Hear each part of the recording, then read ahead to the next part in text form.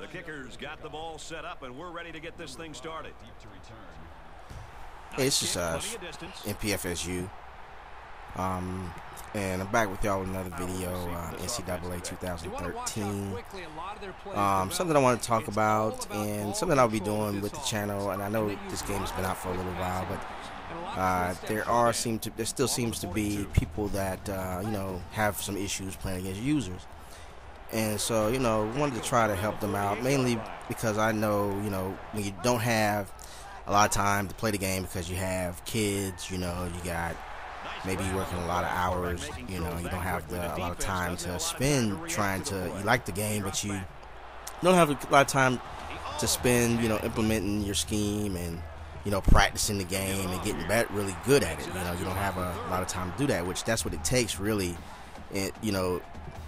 to be really consistent and good at the game, when you're facing users and have a lot of success with users, is to have a lot of time to play against users and do those things. So, I'm going to be doing some videos mainly about, different styles of offenses and kind of explaining, the concepts in them and, what some mistakes, you could make against users that would cause you to, not be successful. So, to start it off, the first thing, I'm going to be definitely going into detail about, a little bit detail on these different styles. And NCAA does a good job of implementing these different styles of offense. In this game, I'm playing Ohio State, and I'm running the air raid offense. That'll be one offense style I'll be looking at. You have the spread. I'll be looking at that, showing some stuff about that, as well as the pro style, which is probably my favorite, and multiple offense, which is also my favorite. It's what I'm using now with Florida State in a big dynasty, as well as run and shoot, option, and flex bone and pistol, which I probably won't go into too much a pistol because I don't know, EA I guess figured to simplify it to call it an offense. It's really not an offense, it's really a formation. I don't know why they call it an offense, because you can run multiple styles of offense out of that formation, all of those formations, which I'll dive into at that point then. Now, the main thing I wanted to talk about today is, playing against users. It's definitely a difficult thing because, you play the computer, and the computer, although you're going to find a strategy with playing the computer, and playing the computer definitely can be enjoyable or frustrating because it's fairly easy to defeat them. The challenge with playing a user is that the users are typically going to be more aggressive, and they're going to call defense in their offense to take advantage of being aggressive and being being confusing other users with the type of stuff they want to call. And so mainly with most users, the main thing you have to think about is speed. That's primarily what they're going to be looking at when they recruit at every position. Speed is huge for them because that's going to allow them to have an advantage at every position. So I do it, all users do it, in the dynasties or if they're playing offline or online. Speed is going to be a key attribute they can look at. Now, obviously, all the other attributes play a big role too. And, as we go on with these different styles, we'll get into those things. But main thing, a lot of users are going to look at speed. So that's what you got to think about when you're facing a user. You're going to see a lot of speed. They're going to call defenses that take advantage of that speed. Blitzes, multiple blitzes, a lot of man coverage. Those kind of things you're going to see when you play a user.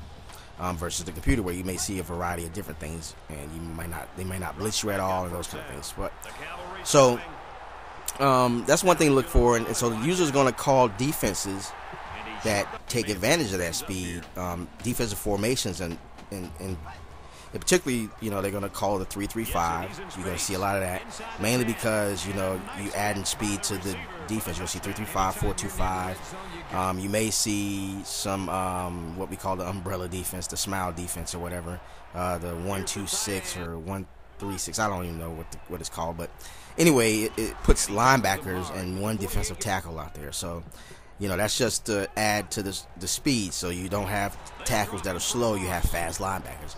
3-3-5, you're taking away linebackers and you're adding safeties, so you have the speed there, and if you got safeties that can tackle, that even makes it even better because You know, they can cover wide receivers and tight ends, and they can also tackle. So you have the best of both worlds, and it kind of makes playing defense a little bit easier for users, and so that's why you see a lot of it. Anyway, now that's what you have to keep in mind when you're facing a user. You have to keep in mind on that, and you have to keep in mind of that on offense as well, the speed differences, and where their speed guys are going to be at. So with that in mind, mainly with those things considered, you have to take into account of ways to counter that.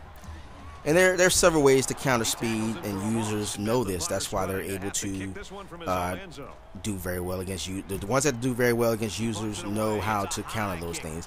And the way a lot of users do it is an easier way. Is finding plays that cause deception, what they call money plays.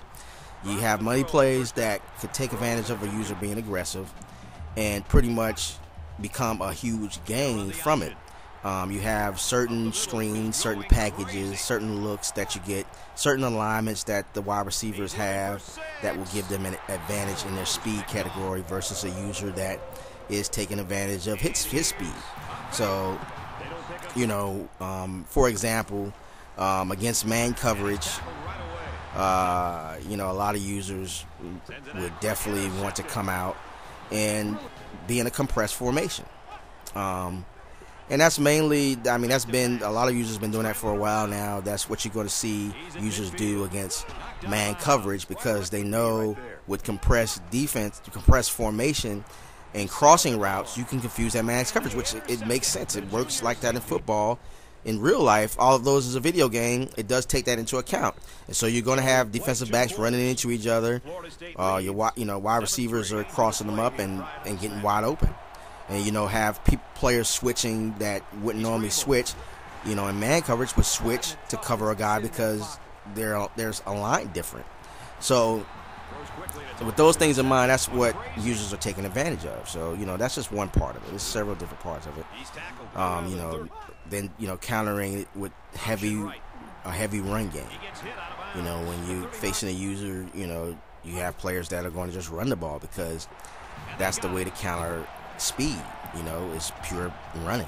You know, running the ball between the tackles, using your power. If you have a power back or a balance back that can break tackles to get about 3 or 4 yards or 5 yards a pop, you know, that's going to frustrate another user because they want to stop you from negative gains. That's why they're so aggressive. They don't like to see 4 or 5 yards a carry. So, I'm going to be posting some videos about that. And so those things to keep in mind, and, you know, the basics of knowing your personnel and knowing how to do it. Now, I don't claim to be the best NCAA player. I'm not. You know, I consider myself above average. So, you know, I hold my own against users. I have a pretty decent record playing ranked matches. And, you know, so I feel confident to say that, hey, I could, you know, provide some inside tips to help those out there that may not have that time to practice, because I do spend a lot of time playing ranked matches. I do spend some time practicing in the lab, in the practice mode. So I spend that time, you know, honing in my skills and learning my playbook and learning how plays work and so forth. So I want to be able to pass that on to other people so they could do better against users. Because when I play other users that, you know, have some issues, what I see a lot is, you know, see a lot of turnovers, interceptions, a lot of interceptions thrown. You know, they abandon the run game, which in all styles I just mentioned, the run game is still important in all of them. You don't run as much in some than others, but it still depends. The offense is the offense. The playbook is the playbook. You're either going to run the ball or you're going to pass the ball. You got just one out of the other. You could be an air raid offense, but be a running team. Oklahoma State proved that. They were an air raid team from the get-go, and they had several years where they led the country in rushing. So you don't have to, just because you're running air raid doesn't mean you're just going to be a passing team. You have to play based on your personnel and use your playbook, because there are ways to use that. Now, granted, they still were able to throw the ball, but they were a better running team because they did things to run the ball. They implemented a lot of different things, you know. Zone read was one. So those things are to think about when you're, you know, going against a user. And like in this game here, I'm pretty much, I think he's probably going to quit this game, but as you can see, I'm running everywhere. I'm showing all what I'm doing as far as my plays and everything. And just to show you that, you know, even in the air raid, wide receivers aren't going to always be completely open. But the air raid is the easier passing offense. And just to give you a glimpse of what I'm going to be talking about before I sign off here, is that, for example, you know, the shallow cross, that's a basic passing play. You have the shallow to the shorts. You know, each wide receiver can run a shallow or the dig. The dig is the other thing, and they cross. And so it's the easiest passing play because it's easy to read and it's hard to cover, and it works against zone and man coverage. The shallow can work against man. It can work underneath against zone. The dig can work against man because of the dig, and it can work over the top in the middle of the field versus zone. So you read those two routes. You have the outside routes, or which are your backside read routes. And most of the air raid offense, most of the outside routes are going to be backside unless you have the number 1 and number 2 wide receiver running shallows. So you read the shallow. It's the orange one highlighted for you to read. That's your primary route. You read that, and then your secondary would be the dig, and then you go from there. And you know, if they're covering the shallow, which is what you're looking for them to do, then the dig is a 10-yard gain. The shallow, you want to take that until they cover it. And that's the thing about it. You just want to take that until they cover it. And the thing is you're setting them up for the big play. And eventually they'll have all their dudes come up, and you'll see. You'll have a post route open. You'll have the streak open. Or that dig route may go for 15 more yards, okay? So that's it for this. And I'm going to be definitely posting the videos here soon. We're going to, like I said, the first thing I think I'm going to go over is the multiple offense, since that is what I use primarily right now. The next will probably be air raid, because that's my next favorite. Pro style as well. So we'll get into those first, and then we'll get into the other ones. So, you know, appreciate you watching. If you want to learn more and get some tips, definitely subscribe to my channel. Give me a like if you liked the video, and thank you for watching. I'll talk to you guys later. Peace.